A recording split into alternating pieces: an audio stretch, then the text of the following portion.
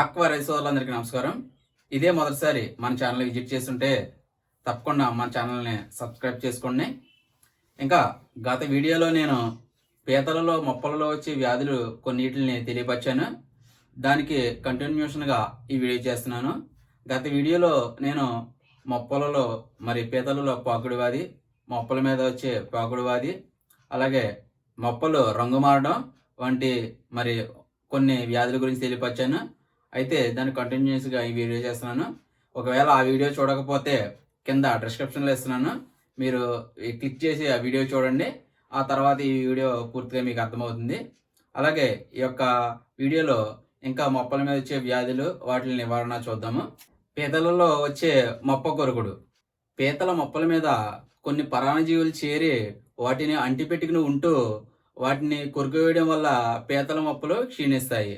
లేదా కొన్ని పరాన్నజీవుల జాతికి చెందిన జీవులు అనగా ఏరోమోనస్, సూడోమోనస్, విబ్రియో వంటి జీవులు పీతల మొప్పల మీద చేరి వాటిని కొరకడం వల్ల పీతల మొప్పల యొక్క కణజాలం క్షీణించి వాటికి ఆక్సిజన్ తీసుకోవడం ఇబ్బంది అవుతుంది.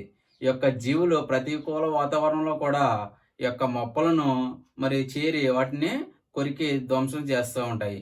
ఈ సమయంలో పీతలకు ఆక్సిజన్ తీసుకోవడం ఇబ్బంది అయ్యి మన చెరువులో మరణాలు సంభవిస్తాయి. మొప్పల మీద నెమటోడా పరాన్నజీవుల ఉధృతి. పీతల మొప్పల మీద అనేక సందర్భాలలో బార్నకిల్ అనబడే పరాన్నజీవులు ఆశ్రయం ఉంటూ వాటిని క్షీణింపచేస్తాయి. ఇవి ముఖ్యంగా ఆక్టోలాస్మిస్ అనబడే జాతికి చెందిన జీవులు. వీటి వలన పీతలు ప్రాణవాయువు తీసుకోవడానికి ఇబ్బందికరంగా మారి మన చెరువులో మరణాలు ఏర్పడుతూ ఉంటాయి.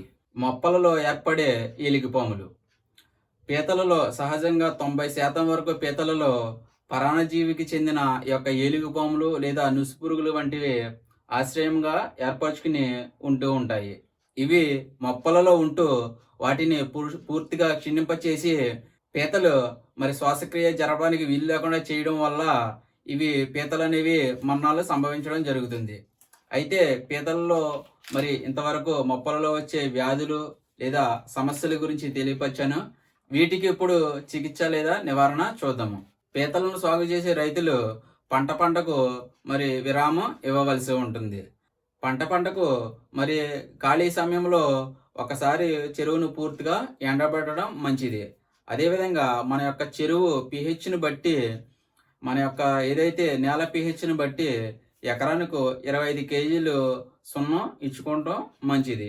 పీతల చెరువులోని నీరు బురదగా మారినట్టయితే ఆ యొక్క బురద ఆ యొక్క గొల్ల మీద లేదా మనకి మొప్పల మీద ఏర్పడి పీతకు సమస్యలు ఏర్పడతాయి. కావున చెరువులోని నీరును ఎప్పుడు బురదగా మారకుండా తగు యాజమాన్య పద్ధతులు తీసుకోవలసి ఉంటుంది. చెరువులోని నీటికి ఎక్కువ ప్లవంకాలు అనగా ప్లాంక్టన్స్ అభివృద్ధి చెందకుండా చూసుకోవాలి.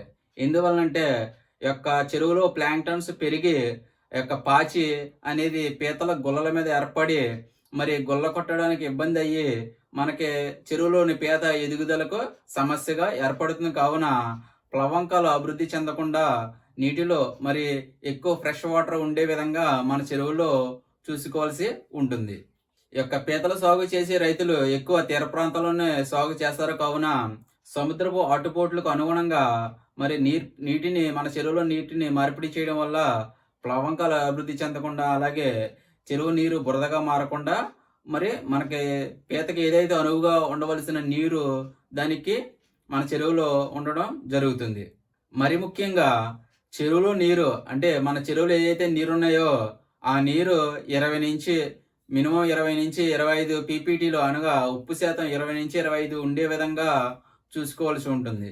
పీతల గుల్ల మీద పాకుడు పట్టి లేదా మన చెరువు నీరు బురదగా మారి ఆ బురద మొప్పల మీద ప్రభావం చూపిస్తూ రంగు మారిన సందర్భంలో మన చెరువు లోతును బట్టి పీతల రైతులు ఎకరానికి 1 లీటరు లేదా లీటర్న్నర ఫార్మలిన్ వంటి శానిటైజర్లు వాడడం వల్ల పీతలు గుల్ల కొట్టడానికి ప్రేరేపించబడతాయి.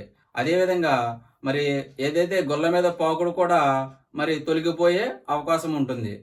అంతేకాకుండా మొప్పలలో ఉండే కొన్ని పరాన్నజీవులు చనిపోయే అవకాశం కూడా ఉంటుంది. ఇంతవరకు నాకున్న అవగాహన మేరకు పీతల మొప్పలలో వచ్చే వ్యాధులు, వాటికి నివారణ చర్యలు తెలియపరిచాను. ఇంకా మీకు కూడా ఇంకేమైనా తెలిసి ఉంటే వాటిని కామెంట్ సెక్షన్‌లో రాయండి.